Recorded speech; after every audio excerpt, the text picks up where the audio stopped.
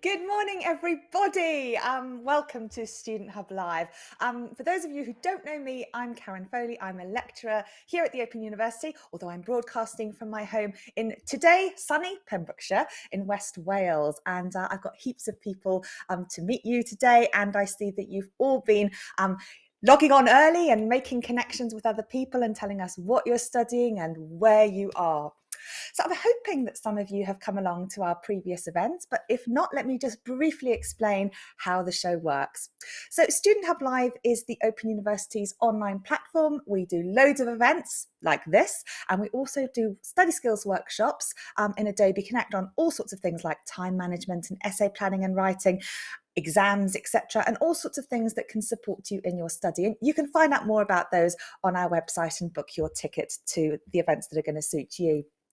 But today's show is all about creating a space, and we've got a big topic to cover. It's one of, I think, the most important topics, which is about becoming a confident learner. And I hear that some of you haven't studied for, 50 years in some cases, and others slightly less, but we're all feeling very excited and somewhat anxious, perhaps, about this new venture.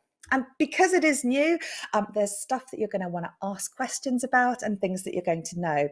So we're going to put those questions to my guests today and our topic, and I'm also joined by some lovely people in the chat who can answer your questions. First, though, let me introduce you to Jamie Ireland, who is a student and is also working in our student support team, and he is here today to represent your voice at home and to pose your questions to the panel and try and answer as many as he possibly can. Jamie, how are you today? I'm not too bad. I'm in less sunny Manchester at the minute, hiding out in a loft. Luckily, I've got lights to keep the place looking bright. But yeah, I've been looking at the chat, and it's looking pretty good at the minute. A lot of nervousness in there, but a lot of excitement to go with it. So it's looking good. Brilliant. Excellent. Now, this chat is an opportunity for you to meet other people. Please don't share your personal details, though. There are lots of groups, and I can see Tala's in the chat today as well, and I'm sure she'll share some of the groups. But there are lots of spaces on Facebook and Discord groups where students can connect. So no personal details here, but you may like to use this opportunity to talk to other people, ask questions. And we also have the lovely Natasha and Heather who are in our chat today. Natasha's a staff tutor, so she knows lots of academic things, and Heather is from our student support team like Jamie, so she'll know lots of things as well about ways to support you in your study. So do make sure that you get those questions answered by them. But if there's something we haven't covered, you can always email us. The email is studenthub@open.ac.uk, and we'll get back to you on those questions and triage them to the right person. So this is all about you. Enjoy the space. You can use the pin button if the chat's moving very quickly and there's something that you want to look back on. That's at the top right hand side of the chat. Or you might like to just ignore the chat and look at my lovely guests and have a nice cup of tea. This is recorded, so you can watch the video stream on Catch Up later if you would like to. And we've also got a YouTube channel with loads of other stuff. So do chill out and enjoy this opportunity in a way that feels right for you. So let me introduce you to my panel. I have Ola, who is a staff tutor and works in our sport and fitness team, Rachel, who is director of teaching and works in psychology, and Jackie, who is in our careers and employment services, and she knows heaps and heaps of stuff and is also involved with our carers network as well. So they're here today to talk to me about this big topic about feeling confident. And some of you guys have already been talking a little bit about this, and I'd be very interested in some of your feelings around this notion of confidence. And I guess it's really about how we know that we're doing a good job. So do fill in our word clouds that are there. I know you've been filling them in about what you're studying, but just let me very briefly explain that those word clouds that have three options require you to add three things. If you can only think of one or two things, that's fine, but you need a full stop or a cross or something in those other boxes before your results will submit. So then when you've done that, you can then see what everyone else at home says also. And you can fill in our map and let us know where you are. In fact, Jamie, have you identified this other continent that we've been very intrigued by? I haven't asked for fear of feeling a bit rude, but we've got the UK and Ireland. We've got all the continents, and then we've got other. So I'm wondering if it's maybe Antarctica, the International Space Station. I am very intrigued. So if anyone wants to sort of shout up and say if there's somewhere that's not been listed, we would be interested to know. Brilliant, excellent indeed. And we'll try and show that map a bit later because it's populating very well. So if you haven't filled it in, do click on the map, tell us where you are, and then you can also fill in the other interactive widgets as well for us. So let's start by thinking about this notion of confidence. Okay, it's something that I hear many students talking about. Jackie, let's start with your sort of experience. Is this something that you hear very regularly, and what do you think this whole notion of confidence is all about, really? Yeah, I mean, I speak to a lot of students who have just started the studying or kind of coming through the study and feeling that if they've been out of study for a long time, that they don't feel confident about what they're doing. But I think it's really important to kind of reflect on all the other things that you've done in your life and sort of think about the skills and the strengths and the things that you're good at in all the other areas of your life as well. So there's we do that quite a lot in the careers team and talk to people sort of working through, well, if you've been out of study for a while, you might have been raising a family, you might have been working, you might have been doing all kinds of other things, and there's lots of strengths and things that we can help you identify from that. But there's also, in terms of confidence, I think the key thing is we're not either confident or not confident. It might be that we're kind of confident in some situations but not in others, so it can be really good to reflect on where we do feel good and try and bring that through to study and other parts. Absolutely. Because I think it's one of the things that I often hear you and your colleagues talking about is that OU students develop so many skills, like being able to juggle all of these family commitments and do an assignment and keep up to speed with their reading.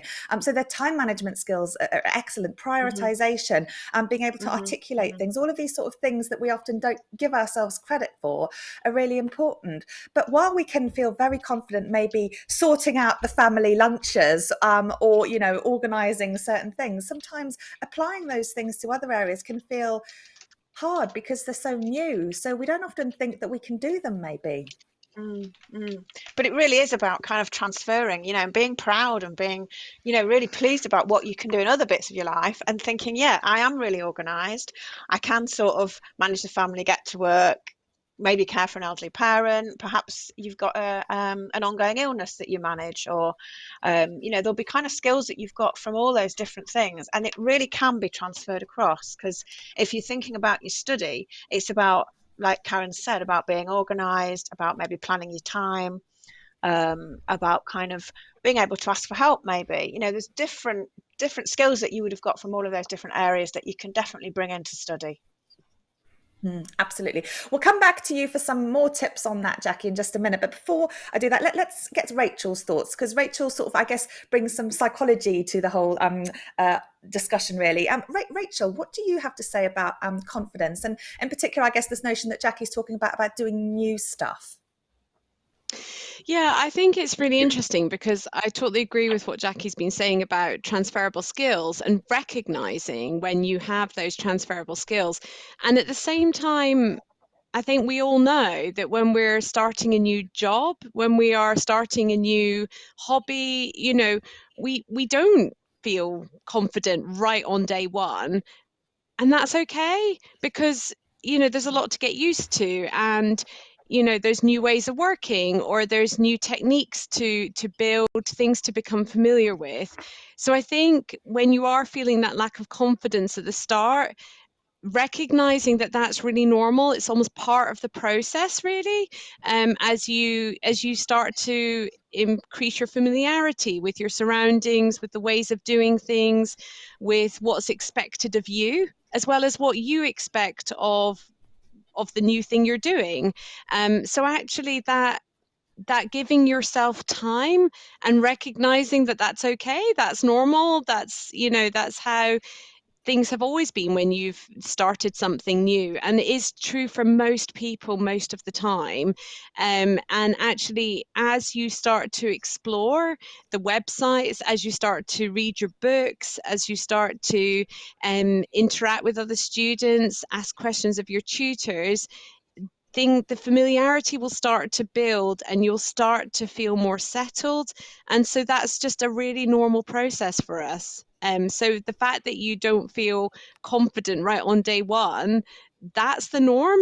That's not unusual, and so take comfort in that. And and the fact that when you speak to other students, most of them will share that same nervousness, that you're stepping up to something new and you're getting used to something new, and so that's normal. That's to be expected, and you won't stay in that place for the whole module. So I think also knowing that this is like the first few weeks, it's the first bit, that is also reassuring as well, I think, for a lot of students.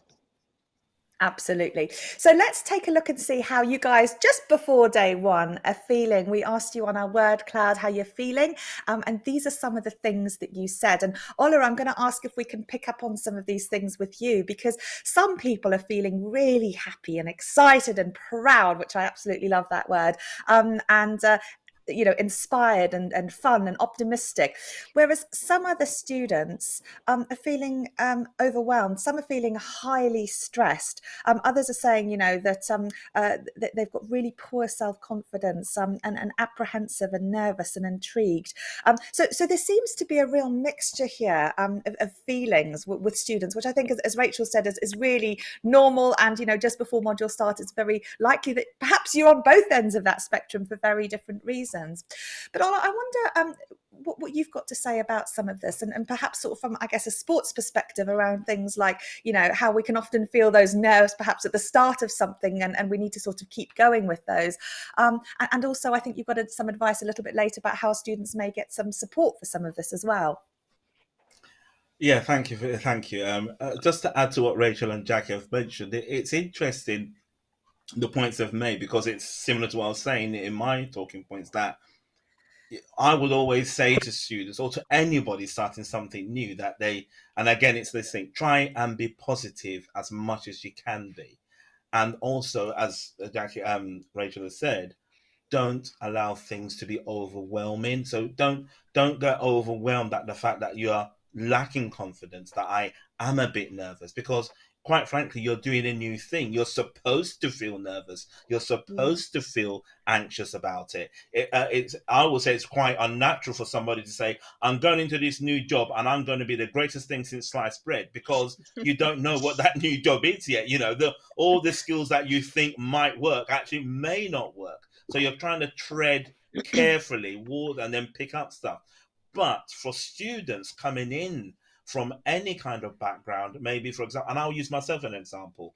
I went back into higher education as a mature student after about 10 years of not doing any kind of reading or any kind of academic work.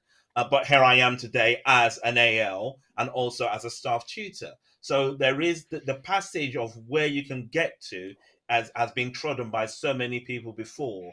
And I would say to students, there's one key thing you would love to do at the OU that you need to do, is to build real and very positive relationships with your assistant, associate lecturer, or but your tutor, because we are here to help you on your journey from A all the way to Z. We're not here to pass judgment on whether you have come from this background, whether you got 5 GCSEs or you haven't got any A levels. That is irrelevant to us. We are here to help you on your way. So first, I would say the first thing you should do is, when your tutor contacts you, email them back, phone them back, text them back, start to build that relationship.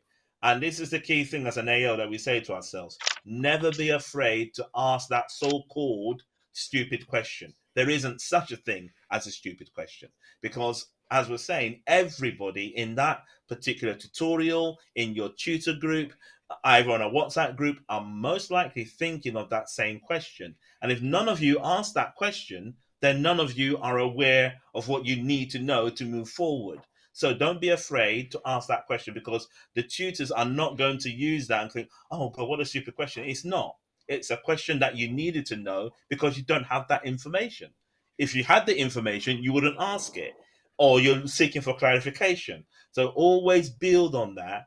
And one key thing I wanted to add is this point that Jackie made earlier about looking at things that you did before. that were positive, and how you've moved, and about things. I would say it's about being persistent or being resilient. Most of the time that you have been in your life, you have been persistent at getting something done, or being resilient about overcoming barriers. And that will always be something you need to fall back on. If things are getting a bit harder, just a bit more resilience, a bit more resilient, because you step over that hurdle, you've completed that hurdle, you move on to the next one. Because that is like, that, well, I'm not saying that's life. As a student, that is what will happen. You'll have all these little hurdles, and you just need a little bit of resilience to step over it. And if you don't step over it and you fall down, you get up again and you start again, and you keep on going and you keep on going. Absolutely. So it's all about, I guess, being here right at the start and acknowledging some of those nerves, trying not to let them be too overwhelming, but trying to work with them. And I wonder if we can sort of move the conversation on to thinking perhaps a little bit about how we gain confidence, because, it's one of the things that I kind of see in two different camps here, really. Ola's talking about some of the stuff that you need to sort of do to seek clarity and to learn stuff about systems and processes. So things like, being able to ask questions, etc., work with your tutor, are one of those things that are going to help. The other things like skills, and sometimes we think, oh, I'm going to be excellent with my time management. I mean, I always think that, and actually, I'm often up to the wire with things, because I think, oh, that's an hour task, and I forget about the dishwasher breaking down or other things happening that then can lose an hour or two very quickly in my day.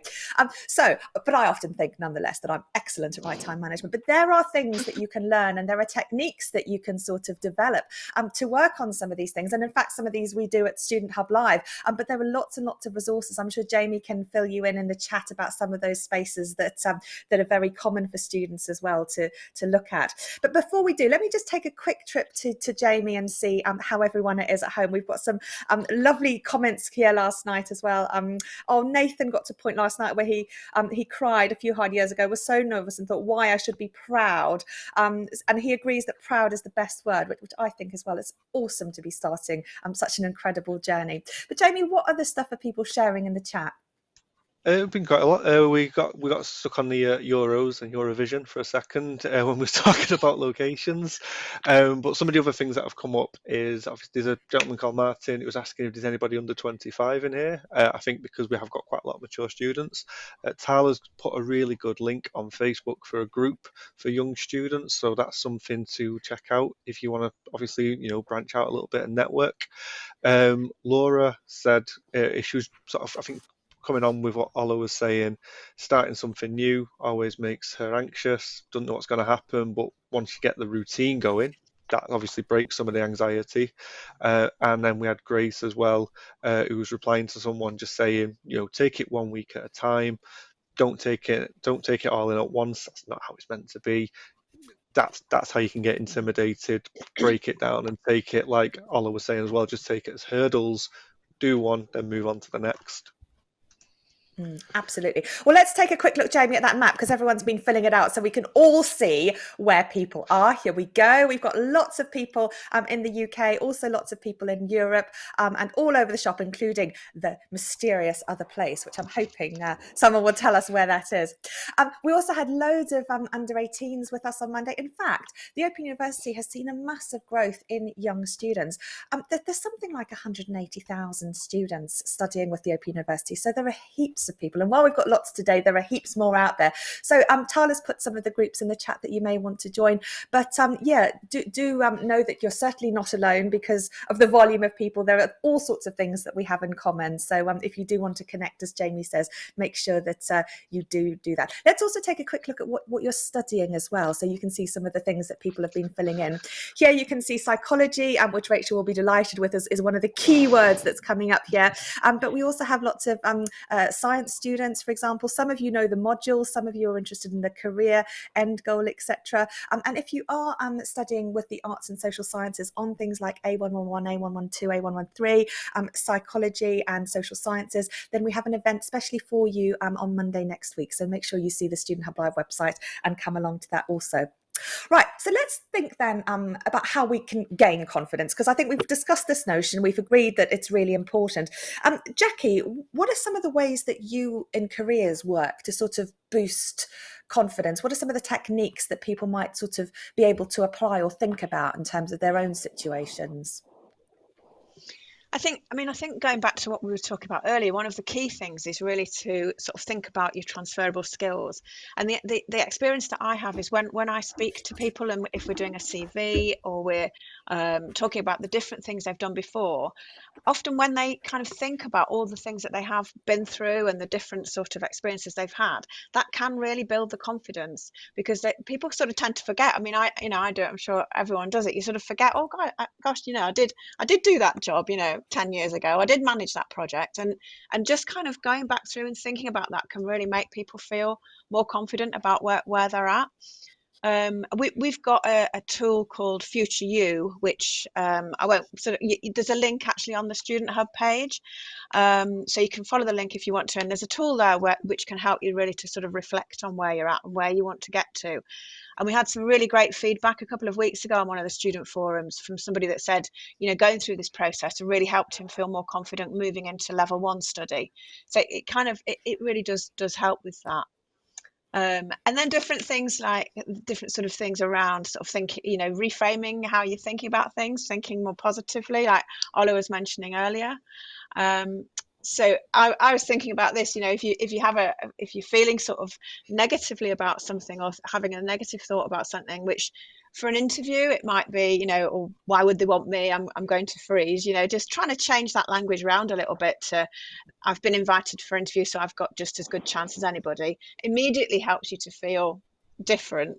So if it's around study, it might be, I've not studied for many years and I'm going to panic, to I'm going to have a go. I've got the skills I need to have to get started, and immediately sort of feel a little bit better when you do that. So we can talk to people around, sort of long-term goal setting, like I said, reflecting on what you've got to offer, but also we can help people think about those different ways to build confidence as well, in terms of language and things like that.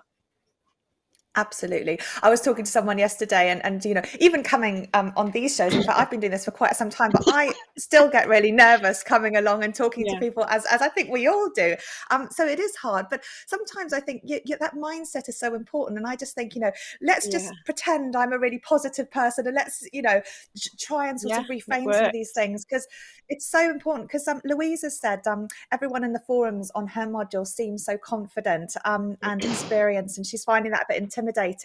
So she likes knowing that other people are feeling anxious as well. But I think one of the sort of difficulties with the OU is that, it's very unlikely people are going to put their anxieties on a forum. It's more likely that they are really, really anxious and then finally type something up there and everyone goes, oh yeah, she's really confident, or he knows what he's talking about.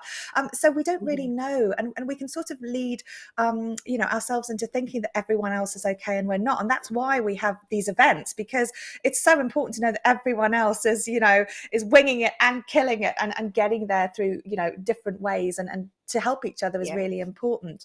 So Jackie, how might people then sort of shift some of that negative language and focus? I mean, you guys do a lot of work on goal setting. And so, you're sort of trying to focus on those goals. And I know that sometimes it's not about that end goal necessarily. It's more about the first part of that goal, for example, and that can be a useful way for students to sort of break stuff down. Yeah, I think it's really important to kind of, you might have an end goal, you might sort of know about which sort of broad sector you want to get to.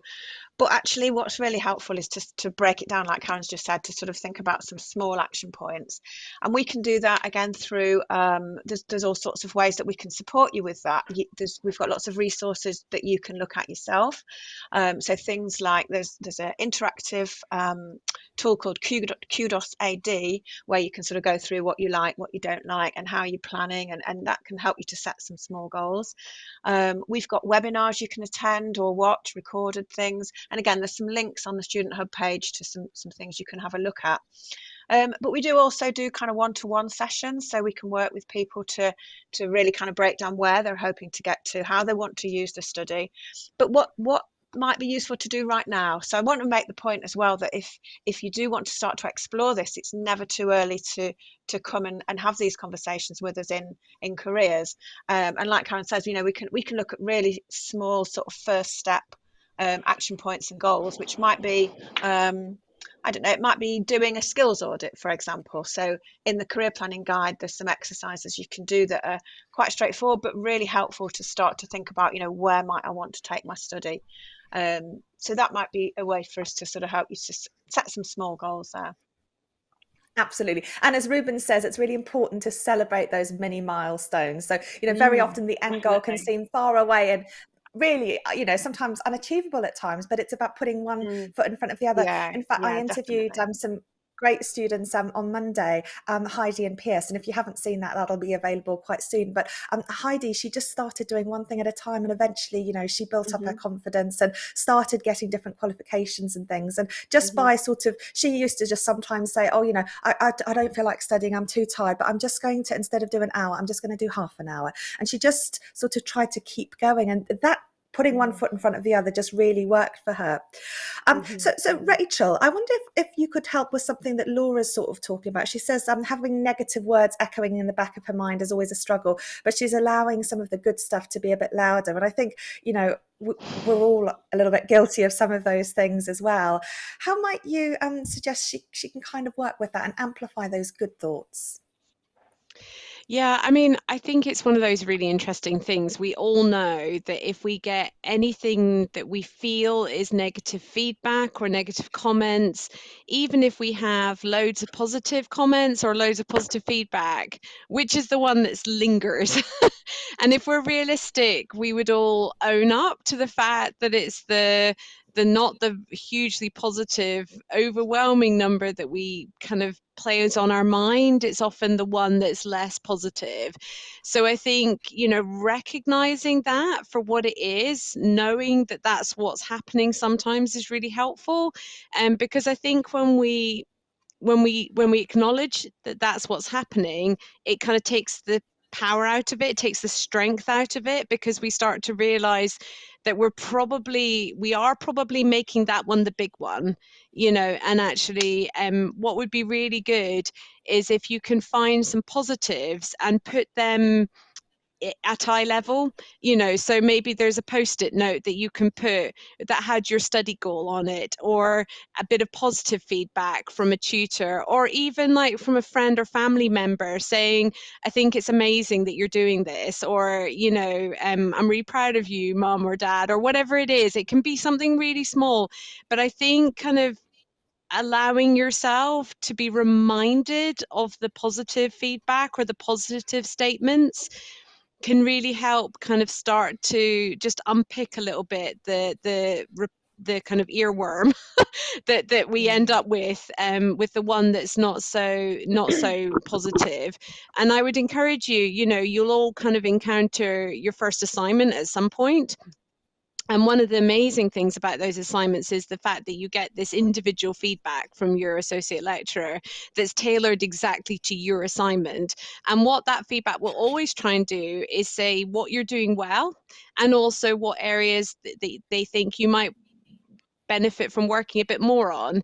What's really important is not to only read the ones that you need to work on, but actually to see, to absorb, to feel confident about the ones that they've said you're doing well, because that's what you're going to build on. So you're going to build on what you're doing well, and you're also going to be working on the things that they would say, spend a little bit more time on this.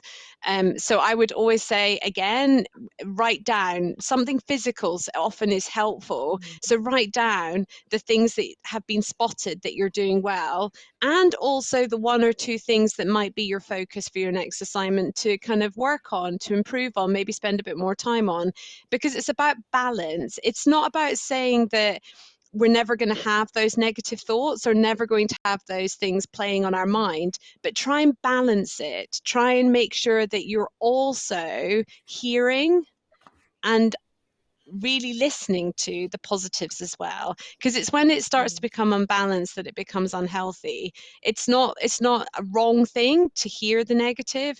It's less helpful for us when that's what we focus on.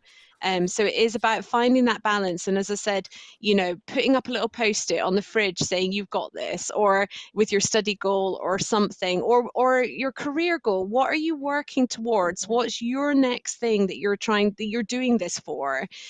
That can be a reminder. It's just like when you're maybe trying to become more fit, and you stick up that picture of the goal that you have in mind. So maybe it's going to be one day doing a half marathon, and in the meantime just doing a mile is like a huge step in the right direction, and all the thoughts saying you'll never do a half marathon, you'll never do that, you can't achieve that, but you can achieve a mile. So put a mile down as well, and kind of do those small steps. I mean, you were talking about that, Karen, about the interview you did the other day with the student, and actually just building in those interim steps, building your confidence slowly, knowing it's not all going to come at once, and knowing that it's always going to be about trying to find that balance between things that you do need to work on. And that's what we're here for. We're here to support that learning journey, but also recognize the positives in what you're doing already and the positives for being here, and building on those and having those as part of your journey as well. Absolutely. People are talking a lot about different things going on, and I'd like to talk to Ola a little bit about time management in a second. And Jamie, I'm going to come to you also as well. Bliss says she's got this framed print on her desk that says, "I can and I will, watch me," which I think is just awesome. I've got one on my desk that my daughter made for me saying, "You can do it," and she somehow believes I can. And sometimes I just have to think, oh well, let's just go with that and pretend I can, because sometimes it does seem a little bit insurmountable. But some of you are worried about things like academic writing because you've been out of education for a while. Well, tomorrow's show is going to deal specifically with that, and we've got lots of support. But it's something not to worry about if you're at the very beginning of your OU study journey. It's something to worry about at level 3 if you still haven't got to grips. But you're going to start slowly, and we've got lots of support there for you. So we're just going to try and focus on the whole confidence thing. But tomorrow we're going to give you an introduction to some academic skills and working with evidence. So make sure that you come along to tomorrow's session as well. So Ola, we've got all these people. Chloe's border collie is upset because she's not paying attention to him, and Catherine's lurcher's in exactly the same position as well. We've got people, I think Nathan's got a whole host of houseplants families and likes knowing that other people are in similar positions. And we've also had some links to the single parents group in the chat that Tala's put in, because Charlotte's worried about how to give her children enough attention while working. And I, as a mother, certainly find it hard sometimes to be doing stuff like work and having the kids around, and you think, oh, this is really selfish of me. How am I going to do it? So Ola, how might students sort of work with some of these expectations around making time for study and fitting them in? What would your experience be as a mature student, and also in your role as an associate lecturer? Good, interesting question. In terms of time management, I always think, and I always say this to students, it's about how it's your time. You've decided to attend university, you want to get a qualification, so you know what time you do have. You have a kind of fair idea of what you have. But remember that this is your journey, but you're going to be supported along that journey, most likely with the closest people around you. So you also have to think slightly a little bit also about their time. So again, it's looking about, Jackie mentioned earlier about thinking about doing something. Instead of 1 hour of reading, I can do 30 minutes. Instead of me saying I can spend an hour, I can spend 20 minutes. But so I would say always be realistic about the time that you think you have, because it's always about what you think you have. And there's so many scenarios. If I use myself when I was a mature student scenario, I didn't have a family. I was single, but I had a job. So when I was doing my timetables, I'd forgotten that I had a job. So I was thinking, yeah, well, I'm a mature student, I could go. And then all of a sudden it's like, well, actually, I need to leave my college campus at a certain time to get back for my job. And I hadn't thought about that at all. So I spent the first 2 weeks getting late back to work, and my boss going, "Are you sure you're going to be able to keep your job and your degree at the same time?" And I was like, "Yeah, because I have to." And then I had to readjust. So I had to start to look at it, okay, I might need to leave the lecture room about 10 minutes earlier just so I can get to work on time. Or would I? So it's about looking realistically about what you have and then really fitting into what realistically you can do. So when I say about practical decisions, it's like I on the website you will see about what they call good study environment, because that also helps manage your time. If you can have a place within your living room, within your kitchen, wherever it is, it might even be Costa, it might even be outside somewhere that for 30 minutes or 40 minutes or 1 hour during the week, where you can sit down without any distractions. I can do my reading then. That's my time. That's your time. Then you stick to that time unless something changes. So, for example, you can't say to yourself, well, actually, my study time will be 1 hour before the school run. Well, how realistic would that be? You might have to start thinking, well, then I need to get myself ready, get myself dressed, get myself calm. So always look at timing in terms of being realistic. So on the Study Hub Live, there should be a link about effective time management skills, which is plan your time, and it gives you some really interactive ways of putting in timings into a what do you call it, a timetable, and then you can shift them around and you start to see what your study time will be. So as an associate lecturer, I will give you one key thing. They will say within my modules, it's a 6-hour study per week, but it might be that you might be able to do 3 hours of only study, and that 3 hours is equivalent to the 6 hours they've asked you to do. Somebody might have 12 hours of free time and they can study 12 hours, but it's about what your free time is and how effectively can you use it. Because everybody's times will be different based on what their lifestyle is. Absolutely. And I mean, I know that when I'm often studying, but I often have to pick my time. So it might be that I'll watch a video while I'm doing the ironing. I might, read a book by the pool. I might have those times when I can sort of half concentrate. But if it's something really complex and I need to take notes, that's the time that I want to sort of reserve for. I'm a morning person, so that's something I might do in the morning, whereas I can watch a video at night and it's not too much bother. So I sort of work with my own times, and I think students are very different with those things as well. So it's really important to bear all of those things in mind. Just to add to that, Karen, there's a point about using the technology that we now have. Now, I'm not suggesting that everybody has access to the new digital technology, but actually most of the OU materials now are that you can download. So, for example, you could be walking your dog in the morning and you downloaded the module recording onto your phone and you're listening to it while you're walking the dog. So in that way, you've killed, was it 2 stones with one bird, or one bird with two? I can't remember the program. But that's it's about using that time smartly, and technology can help you bridge that gap as well. So that's another key point I wanted to mention. Brilliant. Excellent. Jackie, what would you like to add? That I'm sure the Ola and Rachel also, I speak to people all the time who have come through their studies, who started exactly where you will be now, and are kind of wondering about, how am I going to fit this all in with my family and all the other things. And we kind of see people all the way through and can see that it can work, and people do brilliantly, and it just sort of giving it that reassurance, really, that we kind of see that happen. And the other thing that I thought when Ola was talking is how a lot of students that I talk to really, they sort of ring fence that time and think, this is for me, this is my time.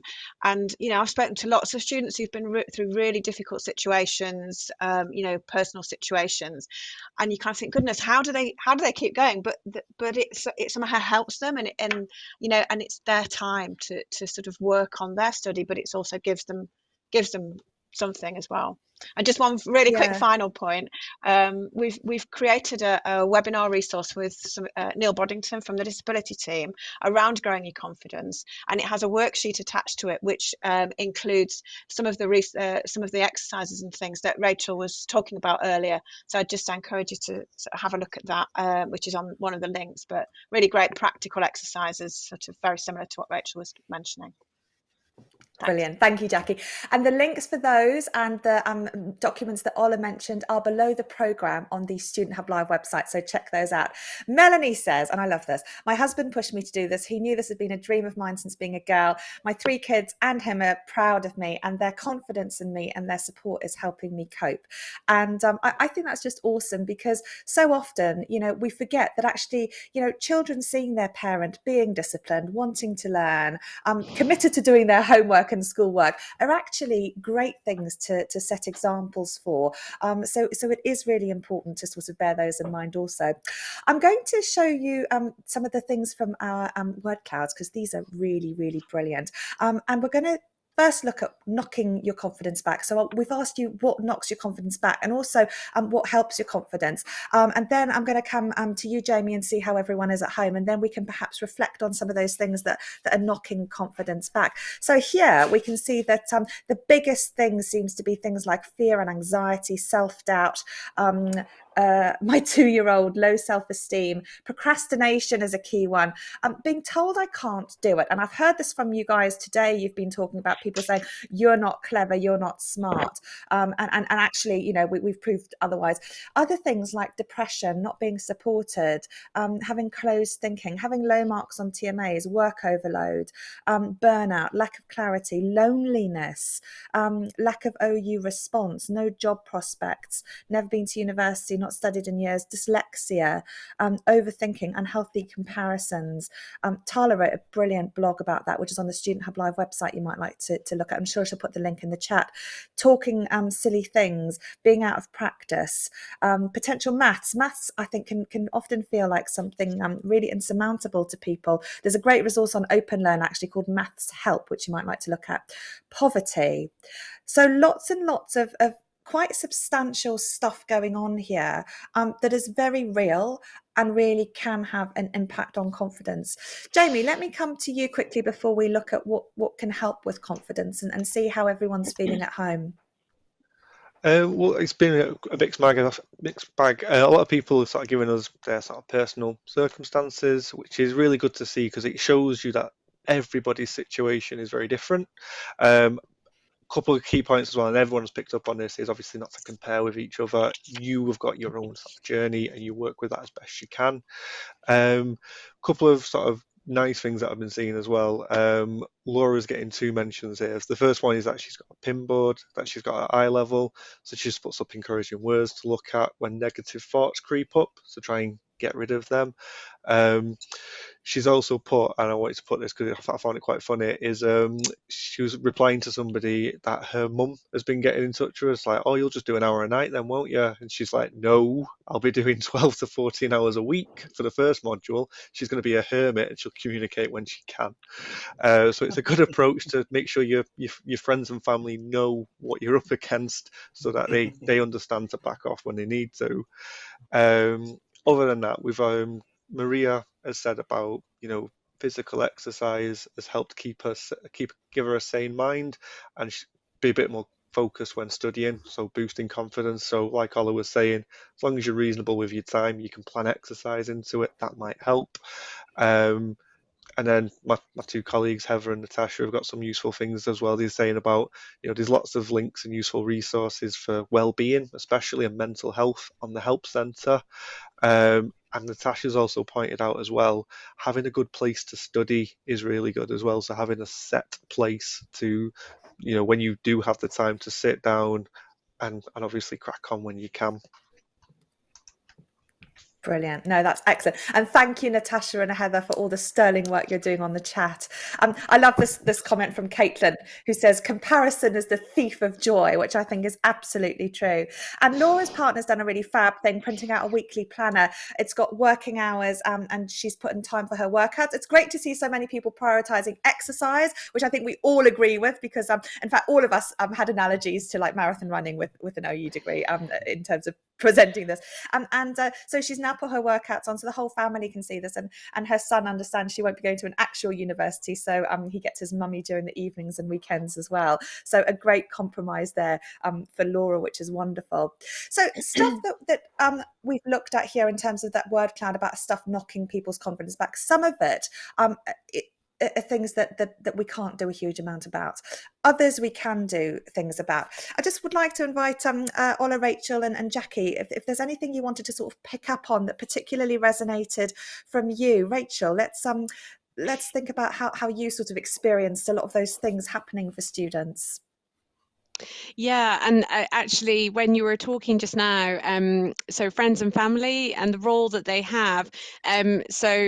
My mum was a mature student, not with the OU. She went back to university when I was a teenager. My brothers and sisters were teenagers, but my dad has done an OU degree as a mature student as well. Since then, so I feel like I've sort of seen it from the family perspective. And we used to have this habit of having especially when my mum was studying, obviously, because she was basically our full-time carer. She was at home all the time, and then she was taking on a degree. So maybe like a lot of people watching today, with family or caring responsibilities, and we used to have a sort of family meeting each summer and just talk about what was going to be needed. So we stepped up, we took on more of the sort of household tasks, and it was really important to us that we supported her studying, because we really were so proud of what she was doing, and she was able to say what she was going to need to be able to do, so like the hours she was going to have to put in and things like that each week.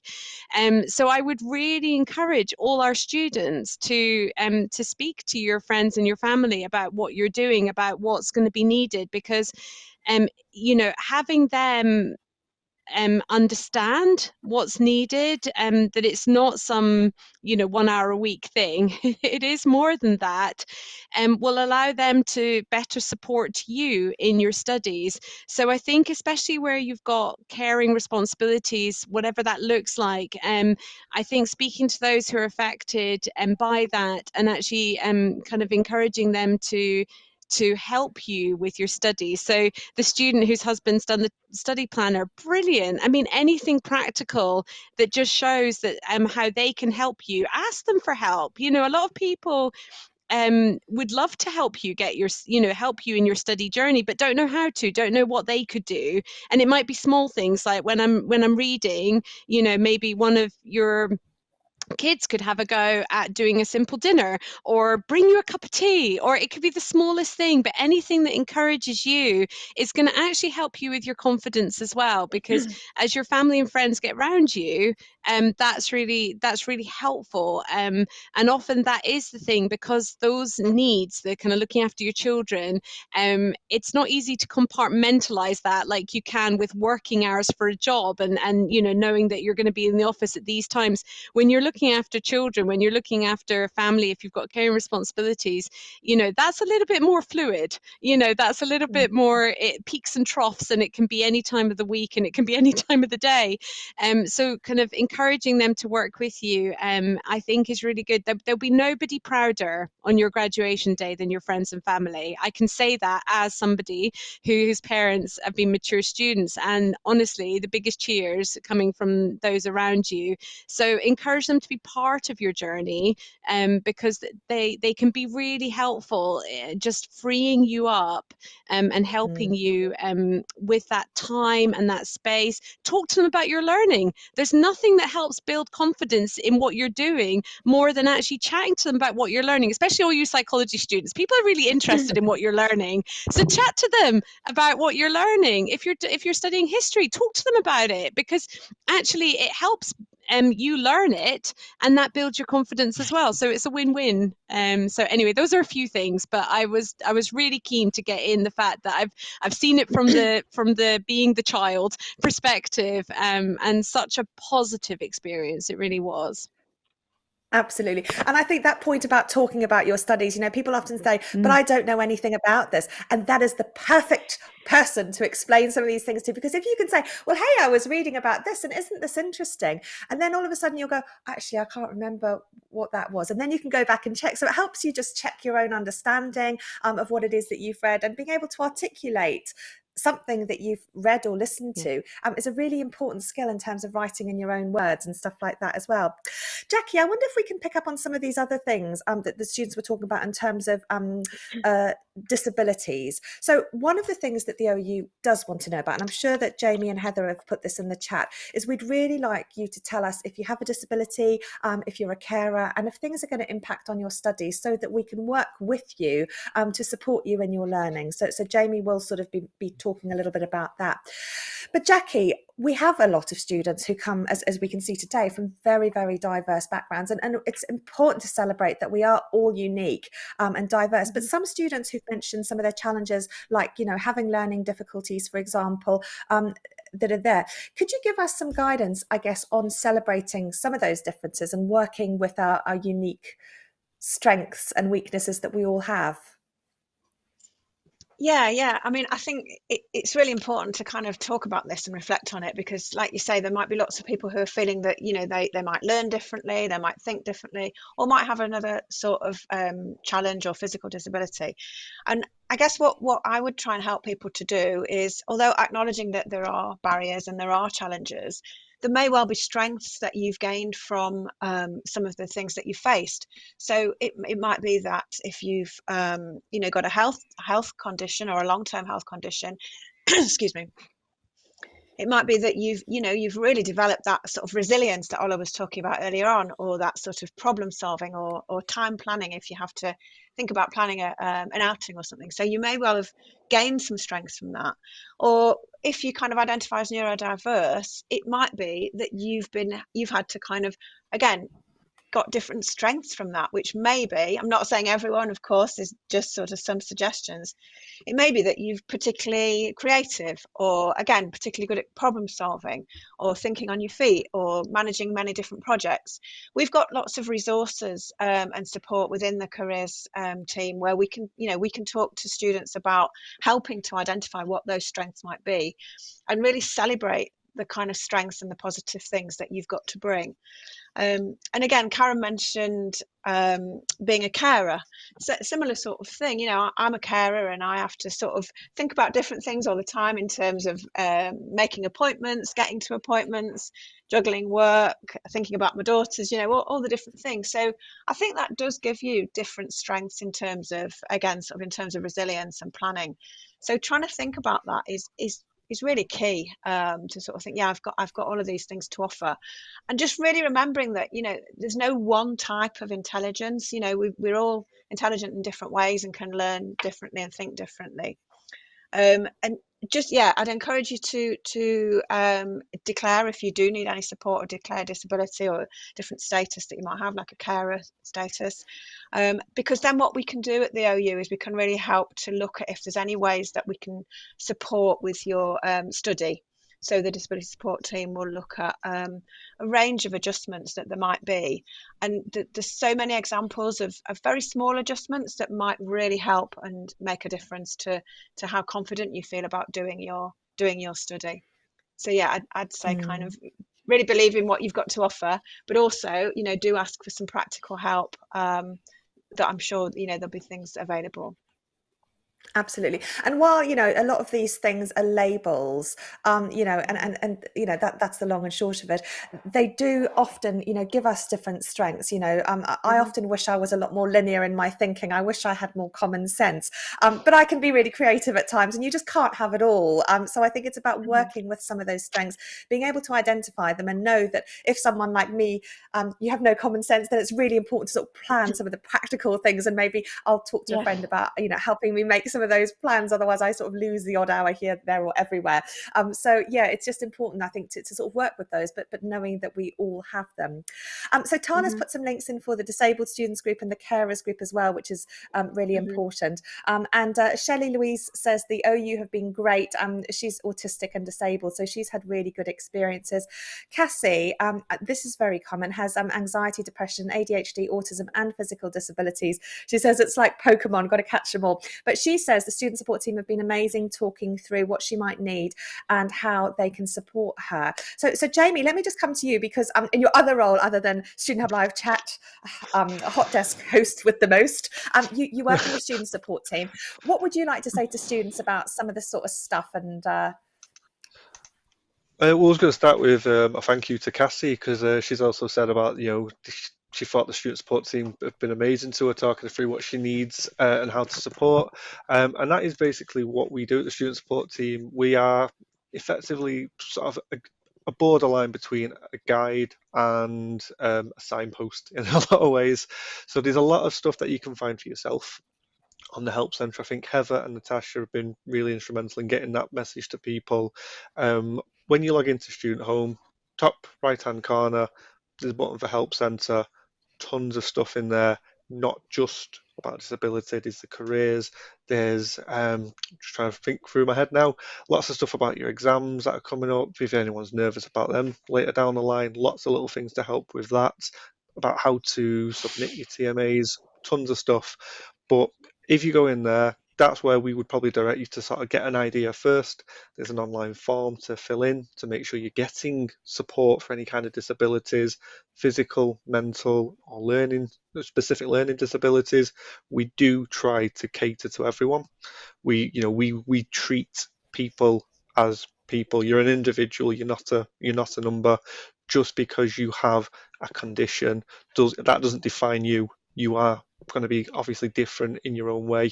We like to try and tailor to that, and that's exactly what we're here for. We're here to bounce ideas off as well. So if you look at those forms and you find them a little bit overfacing, that's where our role sort of steps off from just signposting to being a bit more advisory and saying, how does it affect your study? We start asking questions and just basically getting you to think it through yourself. You already have the answers, we just need to find them. Brilliant. Excellent. Thank you, Jamie. Well, let's end the show with our positive word cloud, which is all about what can help with students' confidence. And I'm going to invite Ola and Rachel and Jackie to pick up on something that resonates with them here. But there are heaps and heaps of words that you can see. Support, time, experience, feedback, and positive feedback.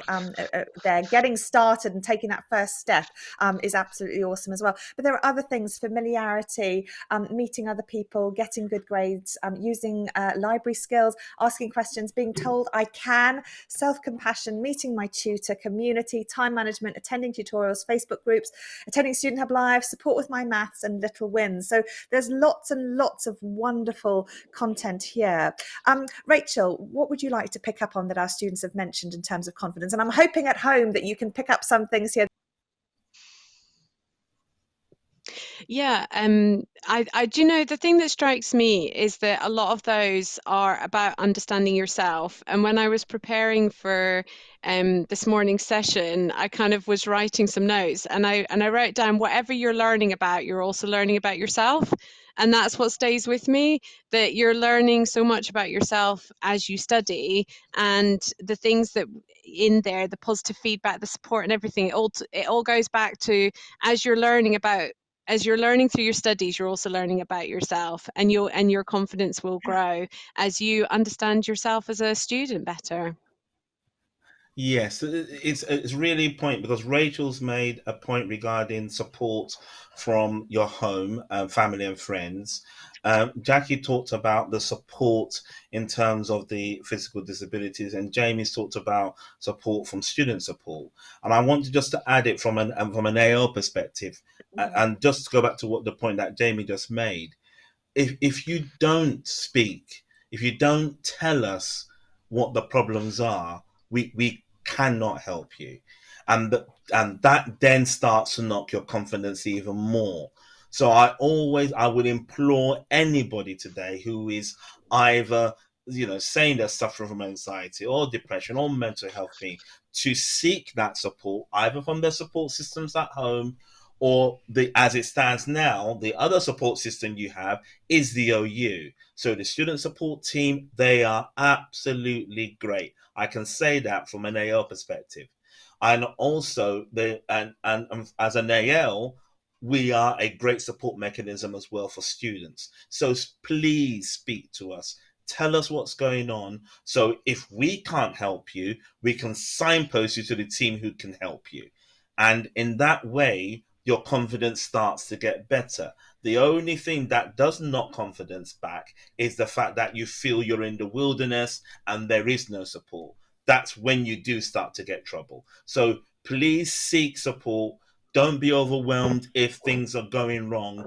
Speak to your AL, which is your tutor, email them, phone them, tell them what's going on, and they are the first point of contact to say, okay, I can't support you there, but I do know where that support mechanism is in the OU. So I'm going to not pass you on.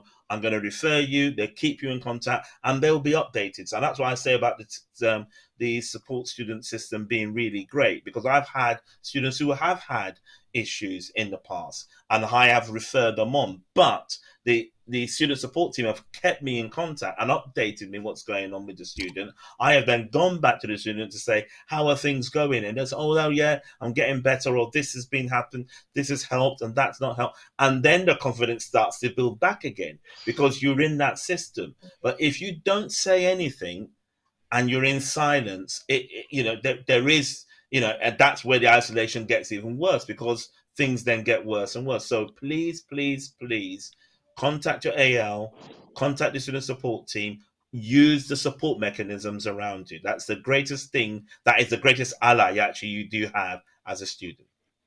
Absolutely. No, thank you. And sorry, I fell off the internet very briefly. So thank you for holding the fort for me. Yeah, it just goes to show working online has a few hazards, but it's all good now. Laura says, thanks for a great session, everyone, and your kind words. We've got this. And Cassie says, just knowing that people have the same worries makes me feel so much better. Yeah, we do like coming together and sharing some of our worries. And it can be so reassuring to know that we're not alone with this. But it's one foot in front of the other. Everyone goes at different paces, but it's about getting to the end that matters. How you do it is going to be different for everybody, and it's so important to really enjoy and celebrate that session. Jamie, let's just end with you and the students at home. How's everyone? Are we feeling a little bit better? That's the overall sense that I'm getting. Everyone seems a lot more positive towards the end. It seems like we've sort of kept the excitement, but sort of dropped the nervousness. So hopefully we can keep that going for the full year. Brilliant. Excellent. Ruben says, everybody, it's been a great hour. I've not been to uni for 21 years. Just love to say it's great to be back with so many wonderful people. I'm glad you've enjoyed, Ruben. Catherine says, this was awesome. Proud of everyone here. We've got this. Thank you all. And Charlotte said, you boosted my mood so much this morning, everyone. So thank you for coming along and being a part of this today. I hope you're feeling good. We've got a session tomorrow at 11. That's going to be taking our first step into thinking about academic skills. And that session's going to be really, really fun. So please do come along to that. We've also got a social plan for Friday night, which is going to be really fun. We've got our famous Wheel of Ologies quiz, and we'll be doing some dancing. And we're also going to talk to some colleagues in the sports science department about food, which is one of my favorite topics. Sport and food, brilliant. So it's going to be really, really good. So get your ticket for that. But in the meantime, I'd just like to thank Rachel and Ola and Jackie for coming along today. And of course, Jamie and Heather and Natasha on the chat. It's been absolutely wonderful having you here today, and everybody I think would like to express their appreciation and gratitude. So thank you. Thanks. Right, everyone. So that's all we've got time for today, but back tomorrow. Check out the Student Hub Live website. You can always email us with any thoughts or questions, studenthub@open.ac.uk. We also have a newsletter, so you can give us your email and subscribe to that. It comes out monthly, and we have a whole host of activities planned for the academic year, but we only release them shortly before that they're on, so that you can get your ticket to them. So the newsletter is a great way of sort of knowing what's coming up, and you can then select things that you'd like to come along to also. So thank you. Enjoy the rest of your day, and I hope that you can join us again tomorrow. Bye for now.